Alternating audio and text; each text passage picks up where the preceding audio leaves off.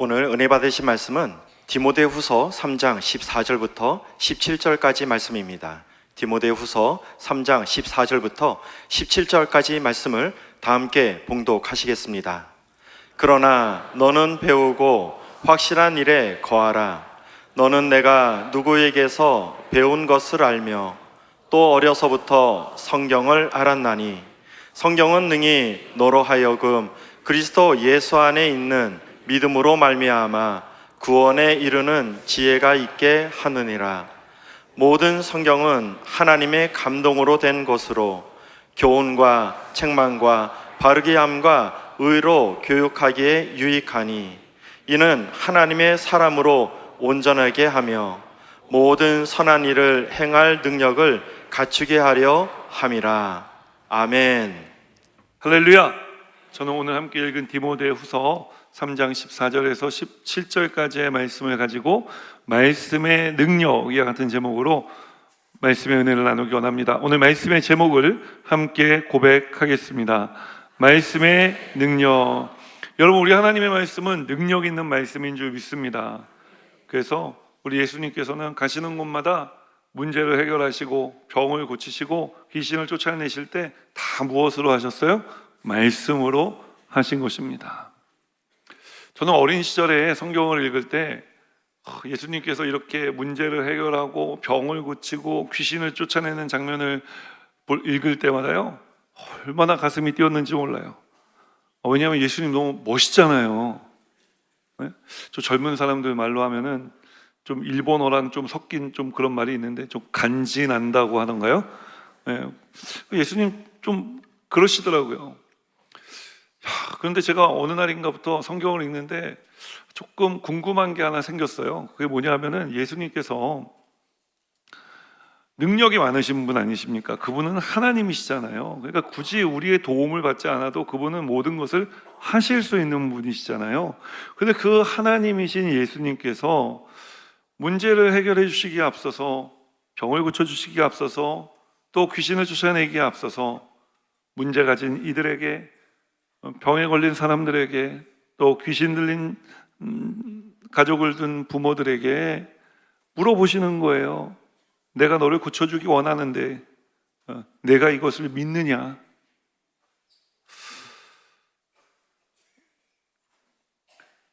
왜 물어보시는 것일까요? 그냥 고쳐버리시면 되는 거잖아요. 예수님 왜 물어보실까요?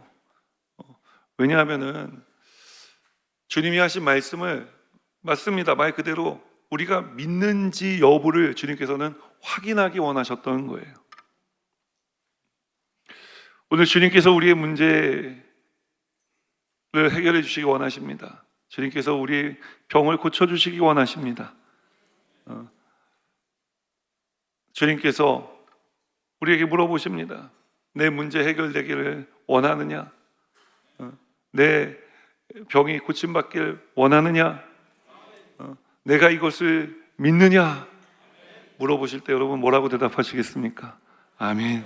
내가 믿나이다. 한번 따라 고백합니다. 내가 믿나이다. 여러분, 우리가 주님을 믿어야 할 줄 믿습니다. 우리 하나님은 사람이 아니시라 거짓말을 하지 않으신다 하였습니다. 주님께서 말씀하신 것은 그대로 이루어지는 것입니다. 우리를 향한 하나님의 뜻은 우리를 삶의 문제를 해결해 주시고 자유케 하시고 병을 고쳐주시는 것입니다. 그래서 건강하게 이 세상을 살아가게 해주시는 것인 줄 믿습니다. 이 땅에 우리에게 생명을 주신 분이 주님이시니 살아가게 하시는 분도 주님이신데, 생명을 주시고 우리가 살아갈 때 어떻게 살아가기 원하시겠어요? 건강하게 살아가기를 원하시는 것입니다. 그래서 주님께서 너 내가 건강하게 해주려고 하는데 건강하게 될 줄 믿느냐? 물어보시는 거예요. 주님은 우리의 믿음에 반응하시는 것입니다. 우리의 믿음 따라 역사해 주시는 거예요. 이렇게 설명을 드려보면 어떨까요? 우리 시멘트 여러분 아시죠? 시멘트 푸대에서 탁 풀어서 땅바닥에 이렇게 쏟아부으면 어때요?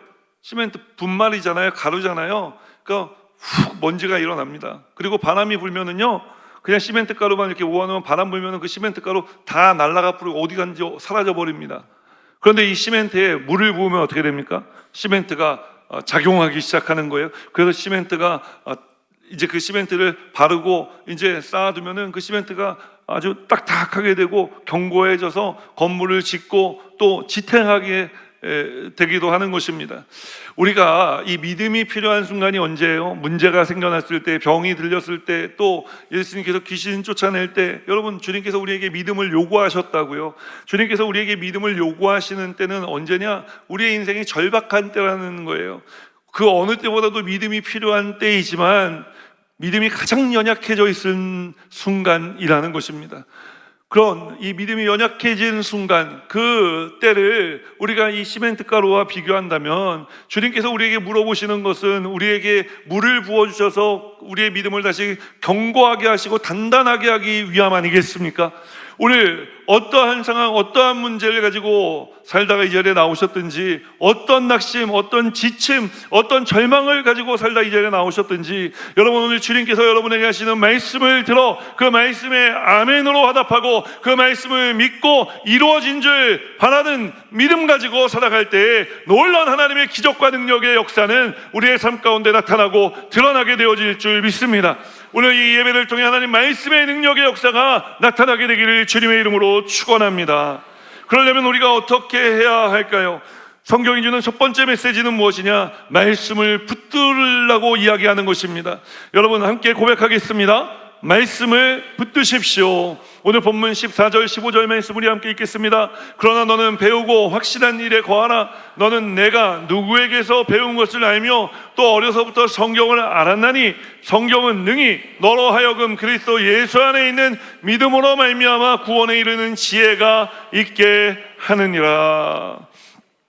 오늘 우리가 함께 읽은 디모데후서는 사도 바울이 로마의 감옥에 갇혀 정말 자신의 생명이 얼마 남지 않았을 때 아들같이 여기던 디모데라고 하는 젊은 목사에게 써보낸 편지입니다. 디모데후서는 사도 바울이 신약 성경에 마지막에 쓴 편지예요. 그러니까 최후의 순간에 자신이 정말 아끼던 사람에게 편지를 써보낸 것입니다. 자, 왜 이 편지를 하필이면 디모데에게 써보낸 것일까요? 당시에 디모데는 에베소 교회를 담임하고 있었는데 에베소 교회 담임 목사님이었던 거예요. 그런데 그 교회에 성경을 읽어보니까 거짓 선생들이 출연해서 그를 핍박하고 박해했다고 이야기합니다. 거짓 선생들이 한 일이 무엇이냐? 무슨 일이냐 하면은 여러분 다 은혜로 구원받지 않았습니까? 그런데 은혜보다 율법과 할례가 먼저라고 주장하는 사람들이 생겨난 거예요. 자기들도 은혜로 구원받아 놓고 어떤 사람들이었겠습니까? 은혜로 구원받았는데 여전히 율법과 할례를 강조했다. 히브리 사람 중에 예수 믿고 구원받은 사람들이 이런 주장을 펼치기 시작한 겁니다. 그러니까 디모데가 목회할 맛이 낫겠어요? 안 낫겠어요? 히브리파 그리스도인들이 뭐 은혜도 중요하지만 율법과 할례가 더 중요합니다. 그건 우리 전통 아닙니까? 그럼 여러분 은혜로 구원받고 예수 믿게 된 헬라파 그리스도인들은 헬라 사람들은 어떻게 합니까? 자신들을 좀 무시한다고 생각하지 않겠어요? 그래서 교회가 틈이 나기 시작한 거예요. 갈라지기 시작했습니다. 그러니까 계속 이 틈을 거짓 선생들이 공격하니까 틈이 넓어졌겠죠. 이 넓어진 틈으로 무엇이 빠져나갔겠어요? 교회의 영향력이 줄줄줄줄 새어나가기 시작한 거예요. 특별히 에베소 교회는 무엇으로 유명하죠? 예수 그리스도를 향한 첫사랑이 열정으로 유명했던 교회 아닙니까?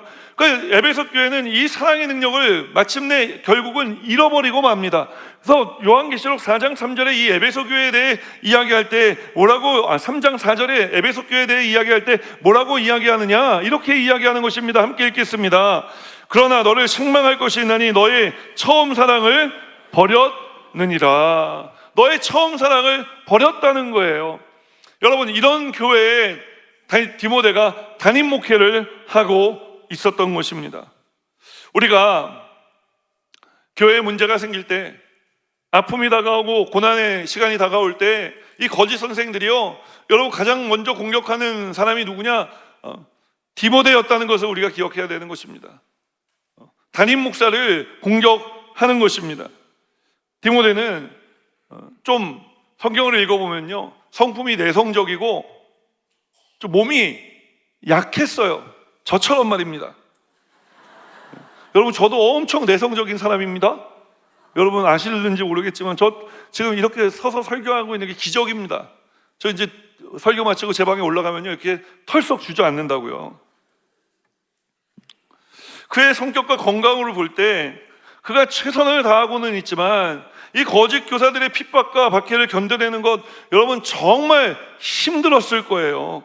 매일의 삶이 이렇다면 여러분 어떻게 살 수가 있겠습니까? 하루는 주일날 아침이 됐는데 어머니가 보니까 아들이 안 일어나는 거예요. 그래서 아들이 등을 두드리면, 얘 일어나, 주일이야, 교회 가야지. 그러니까 아들이 몸을 휙 돌리면서, 아, 엄마 나 오늘 교회 안 갈 거야. 깨우지 마, 건드리지 마. 그러니까 어머니가, 얘 주일인데 교회 가야지, 왜 안 가니? 일어나, 어서 교회 가야지. 아들이, 엄마 교회 사람들이 날 별로 안 좋아해. 굳이 내가 안 가도 아무도 신경 쓰지 않을 거야. 어머니가 그 아들을 등짝하는데 촉 때리면서, 이 녀석아 일어나, 교회 가. 엄마가 너 교회 왜 가야 되는지 알려줄게. 첫 번째는 교회 사람들이 다 너를 싫어하는 건 아니야. 너를 좋아하는 사람들도 있을 거야. 그러니까 교회 가서 널 좋아하는 사람들을 만나. 두 번째로, 너 왜 교회 가야 되니? 네가 그 교회 담임 목사잖아.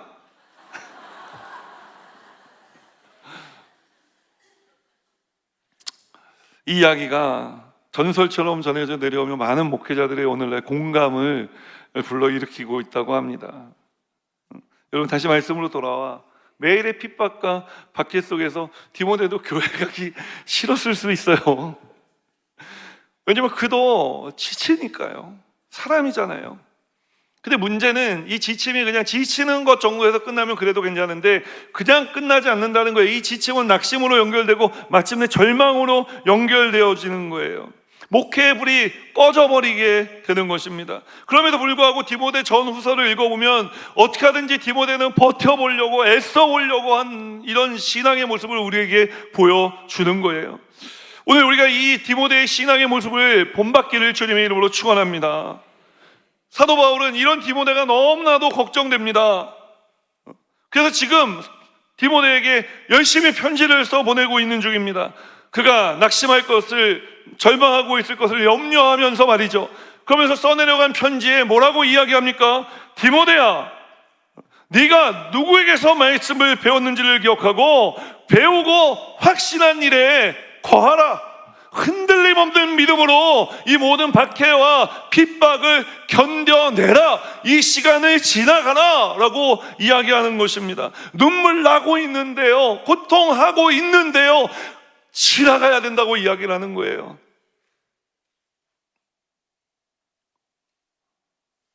누구에게 말씀을 배웠는지 기억하고 배우고 확신한 일에 거하라. 무슨 이야기입니까? 너 말씀 붙들어라. 말씀 붙들고 이 힘든 시기를 지나가야 한다 라고 이야기하는 것입니다. 왜 말씀 붙들라고 이야기했겠습니까? 시편 119편 105절에 보니 주의 말씀이 내 발의 등이고 내 길의 빛이라고 말씀하고 있기 때문에 그런 것입니다. 여러분, 말씀이 우리의 인생의 길에 빛을 비춰주는 것입니다. 아무리 칠흑 같은 어둠이 다가왔다 할지라도 말씀이 우리 가운데 있으면 어떤 핍박과 박해가, 고난과 어려움이 우리 인생 가운데 닥쳐와도 말씀이 빛을 비춰주면 우리는 그 길을, 인생의 길을 믿음으로 전진해 나아갈 수가 있는 것입니다.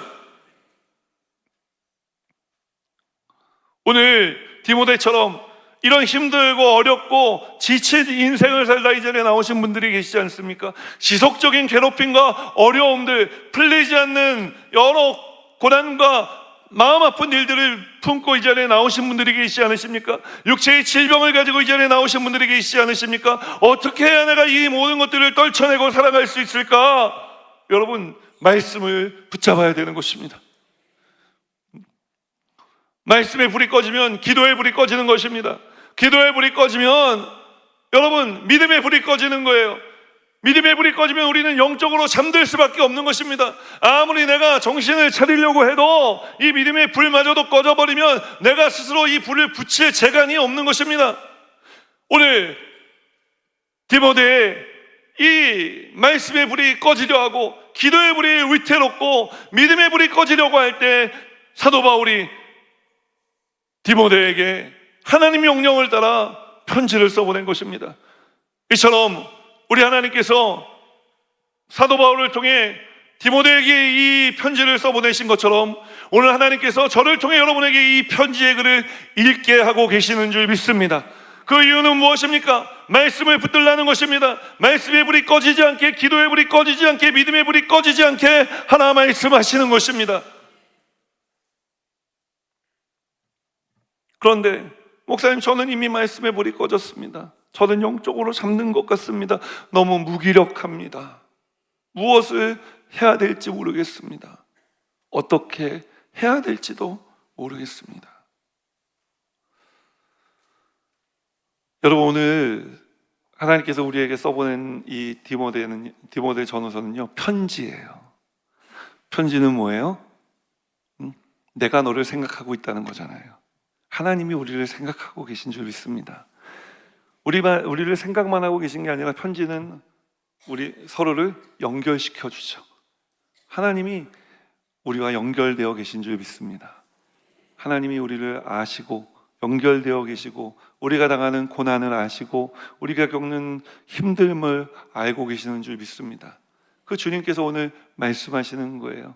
힘들고 어렵지만 이 시간을 말씀을 붙들고 버텨 지나가라. 말씀을 붙들면 그 말씀이 내 앞길에 빛이 나게 해줄 것이고 그 빛이 비치는 길을 따라 걸어가면 이 모든 핍박과 박해, 고난과 시련의 시간을 지나갈 수 있게 될 것이다 말씀하시는 것입니다. 사랑하는 여러분, 오늘 이 말씀을 붙드시기를 주님의 이름으로 축원합니다. 그래서 이 고난의 시절에 이 어려움의 시간을 말씀으로 뚫고 지나가게 되시기를 주님의 이름으로 축원합니다. 기도로 뚫고 지나가게 되시기를 주님의 이름으로 축원합니다. 믿음으로 뚫고 전진해 나아가게 되시기를 주님의 이름으로 축원합니다. 말씀 속으로 한 걸음 더 들어가 어떻게 우리가 말씀을 믿어 말씀이신 주님의 능력을 경험하고 살아갈 수 있겠습니까? 첫 번째는 말씀을 붙들어야 한다 말씀드렸고, 두 번째는 성경이 주는 메시지 무엇이냐? 하나님의 마음을 경험해야 한다고 말씀하는 것입니다. 우리 함께 고백합니다. 하나님의 마음을 경험하십시오. 16절 말씀 우리 함께 읽겠습니다. 모든 성경은 하나님의 감동으로 된 것으로 교훈과 책망과 바르게 함과 의로 교육하기에 유익하니. 사도 바울은 디모데가 이 힘들고 어려운 시기를 말씀을 붙잡아 잘 버텨내기를 간절히 바랬습니다. 마음 같아서는 당장이라도 디모데에게 달려가고 싶었지만 그는 감옥에 매인 몸이라 갈 수도 없었습니다. 그래서 절절한 마음을 담아 디모데에게 편지를 썼지요. 디모데야, 말씀을 붙들어라. 칠흑 같은 어둠 속에 있더라도 말씀이 너의 길을 밝혀 너를 구원에 이르게 할 것이다. 사랑하는 여러분, 오늘 이 말씀은 하나님이 우리에게 하시는 말씀인 줄 믿습니다. 이 하나님 나에게 하시는 말씀인 줄 믿어지기를 주님의 이름으로 축원합니다. 그리고 이어 사도 바울은 계속해서 이야기합니다. 말씀을 붙들어 길을 인도하시는 하나님을 만나면 하나님의 감동을 알게 될 것이라고 이야기합니다. 하나님의 감동을 알게 된다. 무슨 이야기일까요? 하나님의 감동이라는 이 표현을 영어 성경은 God breath, 무슨 말이냐면 하나님의 숨결이라는 단어로 표현한 거예요. 그러니까 하나님의 감동은 하나님의 숨결이에요. 하나님의 숨결과 만나게 될 거다라고 이야기를 하는 것입니다. 여러분, 우리에게 말씀하신 하나님은 살아계신 하나님이십니다. 살아계신 하나님께서 우리에게 말씀하실 때 당신의 숨결을 담아, 호흡을 담아 말씀해 주시는 거예요.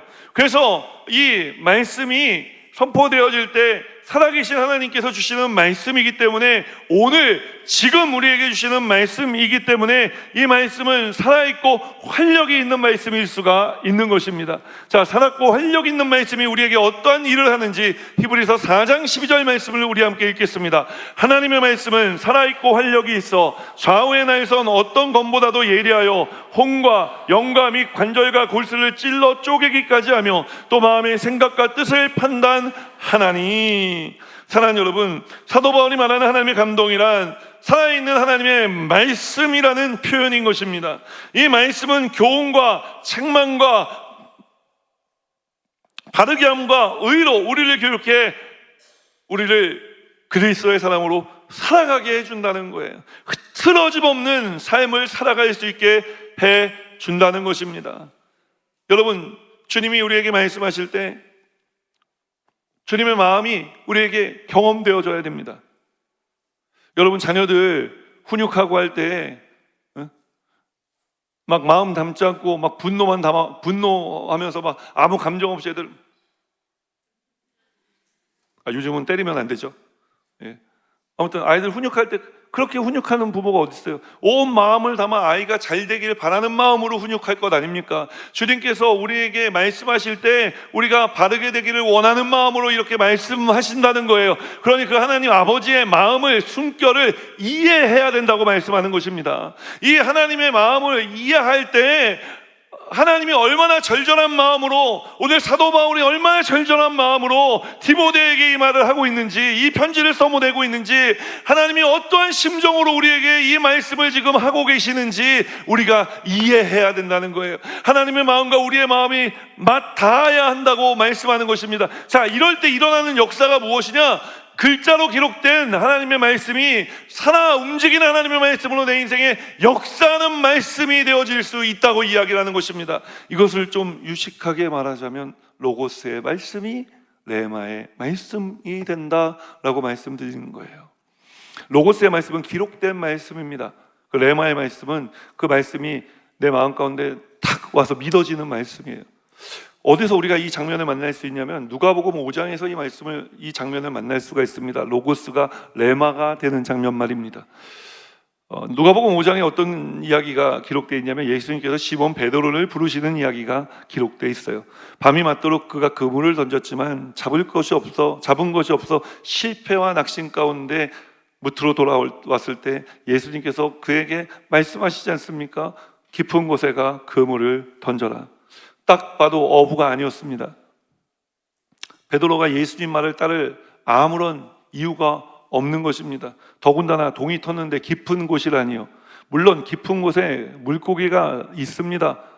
갈릴리 호수바다는요, 저희도 가보니까 너무 맑아서요, 지금도 맑더라고요.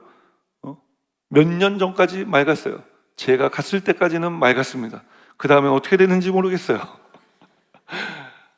그러니까 이 해가 뜨면요, 물고기들이 사람들이 잡아먹을까봐 깊은 물 밑에 깊은 곳에 내려가 있고요. 밤이 되면은 수면 위로 이렇게 올라와서 이제 다녔다는 거예요. 예수님께서 동이 튼 다음에 너 저기 깊은 곳에 가 그물을 던져라, 그물을 내려라 라고 했을 때 그 말씀이 틀린 말씀 하나도 없습니다. 깊은 곳에 물고기가 있으니까 거기 가서 그물 던져 물고기 잡아라. 그 문제가 하나 있습니다. 무엇이냐? 이 베드로가 가진 그물이, 어부들이 가진 그물이 그 깊은 곳에 있는 물고기에게까지 닿지 않았다는 거예요. 그물이 짧았어요. 그러니 아무리 물고기가 있다 해도 그물을 던지면 뭐합니까? 물고기가 말 그대로 눈이 삐진 않았지 않겠습니까? 그러니까 날 잡아 잡수슈 하고 올라올 물고기는 아무도 없는 거예요. 그런데 어떻게 됐습니까? 만선의 기쁨을 맛보며 돌아왔다고 합니다. 자, 어떻게 이런 일이 일어날 수 있었을까요? 누가복음 5장 5절로 6절 말씀 우리 함께 읽어볼까요? 시몬이 대답하여 이르되 선생님, 우리들이 밤이 새도록 수고하였으되 잡은 것이 없지만은 말씀에 의지하여 내가 그물을 내리리이다 하고 그렇게 하니 고기를 잡은 것이 심히 많아 그물이 찢어지는지라. 말씀에 의지하여, 무슨 말입니까? 예수님이 하신 말씀이 내게 믿어졌다는 거예요. 여러분, 내가 믿은 게 아닙니다. 레마의 말씀은 믿어지는 말씀이에요. 우리가 하나님의 말씀을 읽을 때 하나님께서 이 말씀이 믿어지게 하는 말씀이 있습니다. 그 믿어지게 하는 말씀을 붙들고 우리가 세상에 나아가 살 때에 놀랍고 위대한 하나님의 역사가 일어나는 것입니다. 오늘 주님께서 우리에게 이 디모데에게 주셨던 이 놀라운 글을 통해 우리를 위로하시기만 하시는 것이 아니라 이 어려움을 딛고 일어나기를 주님께서는 원하고 계시는 줄 믿으시기를 주님의 이름으로 축원합니다. 주님께서 그래서 우리에게 이 말씀을 통해 뭐라고요? 책망과 교훈과 바르게 함과 의로 우리를 이 말씀으로 양육하신다고 이야기를 하는 것입니다. 오늘 이 말씀을 들어 하나님 마음이 어떠한 마음인지를 알고 하나님 마음이 알아질 뿐만 아니라 이 하나님 마음이 믿어져 모든 힘들고 어려운 삶이지만 그럼에도 불구하고 그 삶 속에서 우리를 일으키실 주님을 기대하시기를 주님의 이름으로 축원합니다. 여러분, 그 주님을 믿고 의지하시기를 주님의 이름으로 축원합니다. 그럴 때 우리가 주님 나를 일으켜 세워주시는, 나 일어날 수 없는 상황인데, 나 주저앉아 있는 상황인데, 나 혼자 힘으로는 일어날 수가 없는 상황인데 주님께서 붙잡아 일으켜 세워주시는 은혜를, 축복을 우리가 받아 누릴 수가 있는 것입니다. 오늘 이 은혜를 받아 누려 살아가는 귀한 성도님들 되시기를 주님의 이름으로 축원합니다. 오늘 하나님 주시는 이 로고스의 말씀이 우리의 삶에 레마의 말씀이 되어 믿어지는 말씀 되어 디모데처럼 이 힘들고 어려운 시간을 말씀을 붙들고 하나님과 내 마음을 맞닿게 하여 이기고 승리하는 삶을 살아가며 하나님 말씀의 능력의 역사를 누리며 살아가는 우리 여의도스 모문단교회 성도님들 되시기를 주님의 이름으로 축원합니다. 마지막 세 번째로 말씀 속으로 한 걸음 더 들어가 어떻게 해야 우리가 말씀을 믿어 말씀이신 주님의 능력을 경험하고 누리며 살아갈 수 있을까요?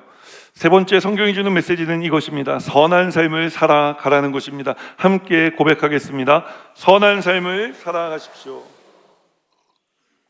본문 17절 말씀 함께 읽겠습니다. 이는 하나님의 사람으로 온전하게 하며 모든 선한 일을 행할 능력을 갖추게 하려 함이라. 사도 바울은 디모데가 말씀을 붙들고 견디기를 바랬습니다. 그리고 하나님과 마음이 맞닿은 삶을 살아가기를 원했어요. 자, 왜 이런 삶을 살아가기를 원했겠습니까? 자, 이런 삶을 살아갈 때에 세상이 어떠한 일이 일어나도, 어떤 소란이 일어나고, 어떠한 힘듦이 다가와도 하나님 선한 일을 행하며 살아갈 수 있는 사람 되어질 수 있기 때문에 그런 것입니다. 오늘 성경이 이야기하는 하나님의 사람으로 온전하게 하고 모든 선한 일을 행할 능력을 갖추게 한다는 것이 무슨 말입니까? 핍박과 박해에 고난과 어려움에 주저앉지 않는 사람 되게 해주신다고 이야기하는 것입니다. 여러분, 온전한 사람 우리가 될 수 있습니까? 그리스도로 하나님의 사람으로 온전하게 된다. 저는 아마 주님께서 부르시는 날까지 주님께 온전한 삶을 살기는 어려울 것 같습니다. 저는 그런 삶 살 자신이 없습니다. 근데 주님께서 뻔히 그렇게 못 살 줄 알면서 또 설마 또 저만 그렇게 못 사는 건 아니죠? 여러분, 우리 다 마찬가지잖아요. 우리가 어떻게 그리스도의 온전한 사람으로 살아요? 뭐 그렇게 나는 그렇게 살 수 있습니다. 교만입니다, 여러분. 네? 살 수 없어요. 우리는 그리스도인이면서 이 세상에 속해 살아가고 있기 때문에 우리가 여러분 흠없이 살 수는 없는 거예요. 온전하다는 건 흠이 없다는 얘기, 퍼펙이란 말이에요. 그냥 아무 흠도 없어야 돼요. 점도 없어야 되는 거예요. 우리가 흠 없고 점 없는 것 같죠? 여러분, 요새 피부과 가보세요. 피부가 백옥 같다고 생각하고 갔던 분이 어디나 보니까 얼굴에 스티커 같은 거를 뭐 엄청 많이 붙이고 왔더라고요. 그래서 제가 여쭤봤어요. 아니, 이게 어떻게 된 일입니까? 목사님, 저는 흠 없고 점 없는 사람인 줄 알았는데, 백옥 같은 피부를 갖고 있는 줄 알았는데 병원 갔더니 의사 선생님이 이렇게 뭘 보더니 아이고, 이것도 점이고 저것도 점이고 레이저를 엄청 쐈다는 거예요. 우리 눈에는 보이지 않지만 주님께 볼 때는, 주님께서 우리를 보실 때 우리는 한없이 흠이 많은 존재인 것입니다. 어떻게 우리가 온전한 삶을 살아갈 수 있습니까? 그런데 하나님께서 우리에게 오늘 그리스도의 온전한 사람으로 라고 이야기를 합니다. 여러분, 우리가 어떻게 하나님이 온전한 사람이 되어 살아갑니까? 살아갈 수 없다니까요. 근데 왜 하나님 살아갈 수 없는데 이런 것들을 말씀하시냐는 거예요. 부담 느끼라고요? 그래서 낙심하라고요? 절망하라고요? 나는 안 되는구나 라는 것을 깨닫게 하려고요? 예, 맞습니다. 나는 안 되는구나, 나는 못하는구나, 나는 살 수 없는 삶이구나, 하나님 깨닫게 하려고 이거 말씀하시는 거예요. 이걸 여러분 깨닫는 게 믿음입니다. 내가 할 수 없다는 것을 깨달을 때, 왜냐하면 우리가 하나님이 하실 수 있음을 고백할 수 있게 되기 때문에 그런 것입니다. 주님, 나는 온전한 삶을 살아갈 수 없습니다. 그러나 주님께서는 나를 온전한 삶 살아갈 수 있게 해주실 수 있는 줄 믿습니다. 여러분, 그것이 뭐예요? 주님이 우리를 칭의 의인이라 불러주신 거잖아요. 오늘 우리는 여전히 죄짓고 불의하고 주님 모른다 부인하며 살아갈 때도 있지만, 주님께서는 우리를 의인이라 불러주시는 거예요. 그래서 우리가 주님의 은혜로 인해, 주님 말씀 때문에 우리는 의로운 삶을 살아갈 수가 있는 거예요. 온전해진 삶을 살아갈 수가 있는 거예요. 자, 우리 주님께서 우리를 이렇게 살아가게 해주시는 것도 감사한데, 우리에게 또 한 가지 맡겨주시는 것이 뭐예요? 선한 일을 행할 능력을 갖추게 해주신다는 거예요. 지금 디모데 어떤 상황입니까? 핍박과 박해에 너덜너덜해진 상황이라고요.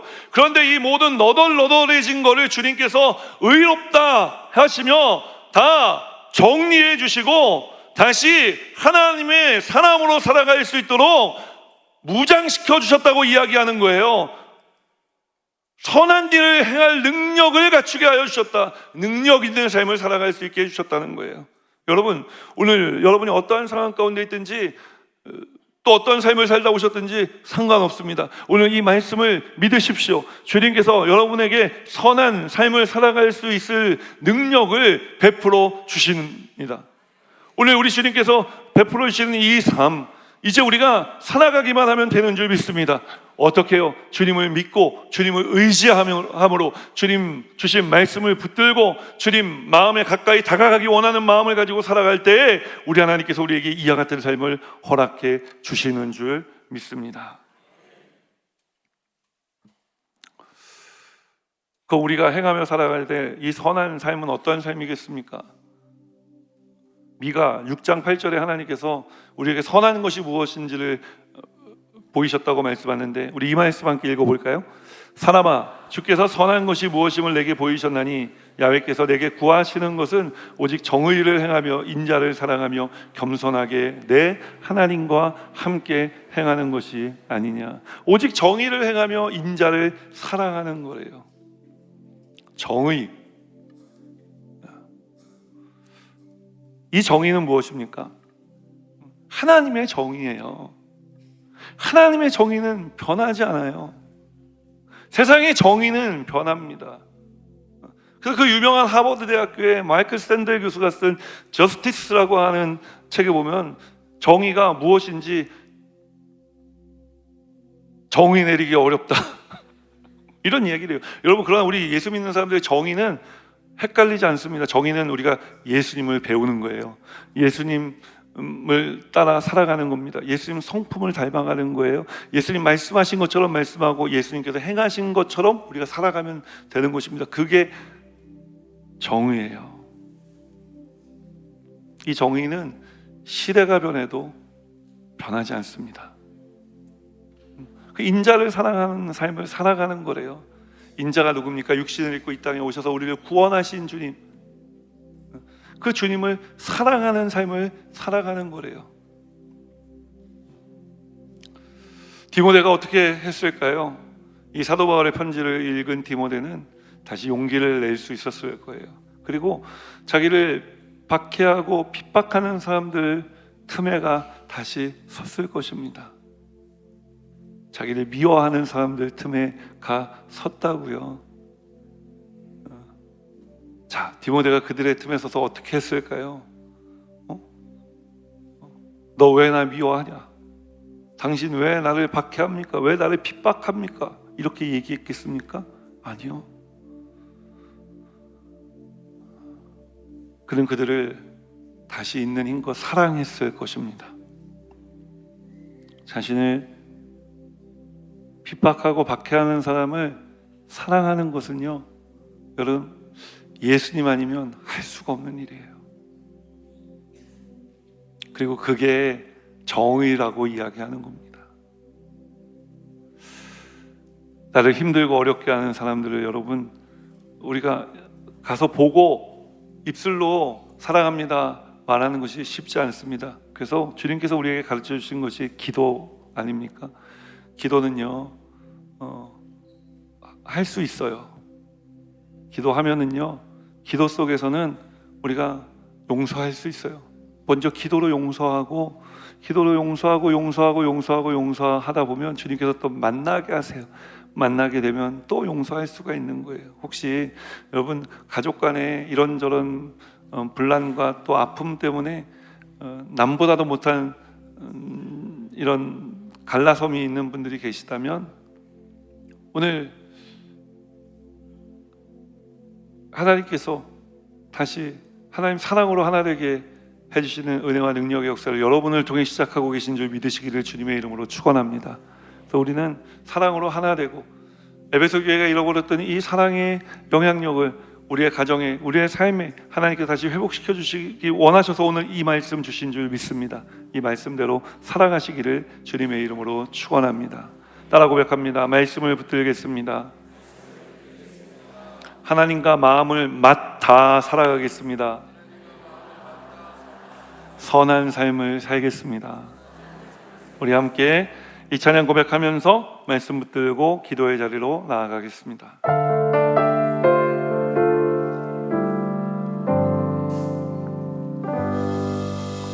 말씀 앞에서 경외함으로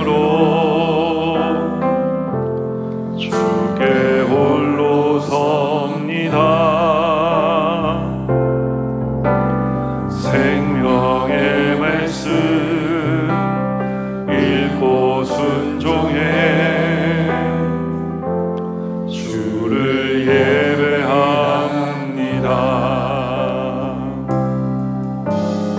기록된 말씀 힘이 있어서 진리로 우릴 거룩해 하며 거룩한 말씀 세세 영원히 복음이 되어 말씀하시네. 하나님 말씀에 두려워 떠는 자, 그 말씀에 생명을 거는 자, 한 사람 찾으시는 주님의 약속을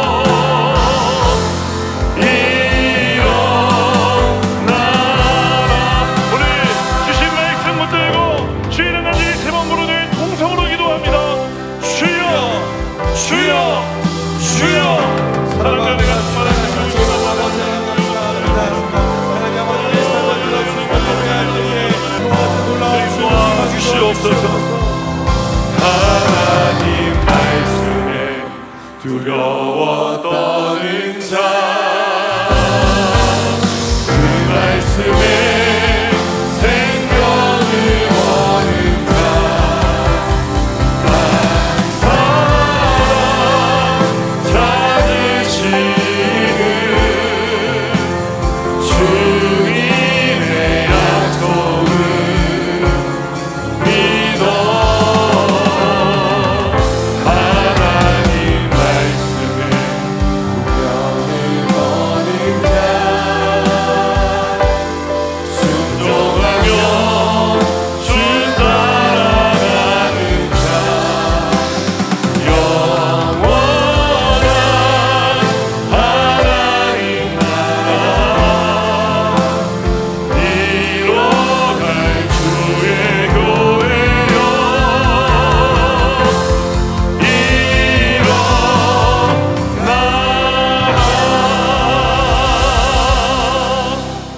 이제는 우리 구주 예수 그리스도의 무한하신 은혜와 하나님 아버지의 크고 넓으신 사랑하심과 보혜사 성령님의 내주 교통하실 뿐만 아니라 삶 속의 능력으로 역사하시는 충만한 역사하심이 살아있는 하나님 말씀의 능력을 경험하길 소원하며 세상으로 나아가는 거룩한 주의 백성들의 삶에마다 이제로부터 영원토록 함께 하시기를 축원하옵나이다. 아멘.